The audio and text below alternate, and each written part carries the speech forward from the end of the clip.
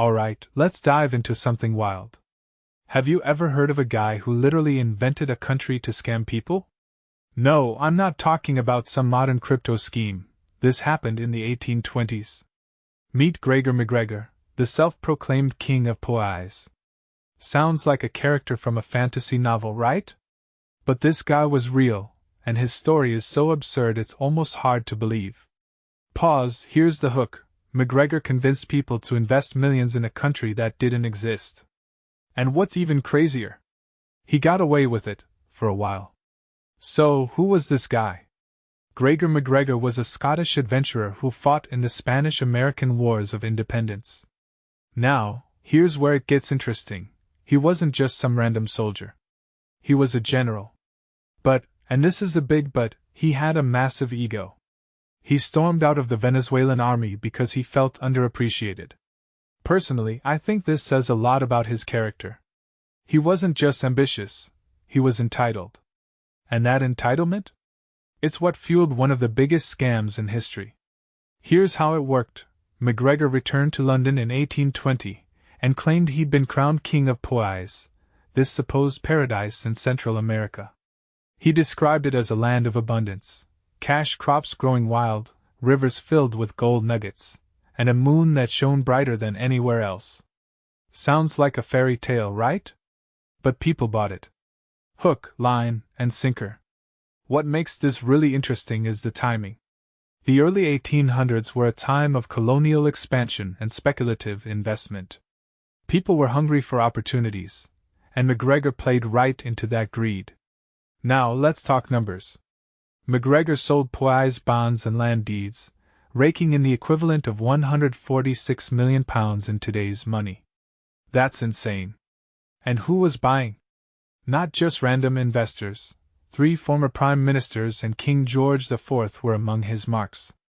In my opinion, this isn't just a story about one man's audacity, it's a commentary on human gullibility. Even the most powerful people can fall for a scam if it's packaged well enough. But here's the dark side. MacGregor didn't just steal money. He convinced hundreds of people to colonize Poyais. These were ordinary folks who sold everything to start a new life in this supposed paradise. What they found instead was a swampy, disease-ridden jungle. Many of them died. This raises a deeper question. How do we let people like MacGregor get away with such devastation? And more importantly, why do we keep falling for the same tricks? Fast forward to today, and it feels like MacGregor's spirit is alive and well. Think about it, Theranos, Enron, cryptocurrency scams, they all follow the same playbook. Promise people the moon, hype it up, and cash out before the whole thing collapses. What many people don't realize is that these modern scams aren't just about individual greed, they're systemic. They exploit the very structures of our economy. This is why the story of Gregor MacGregor is so relevant.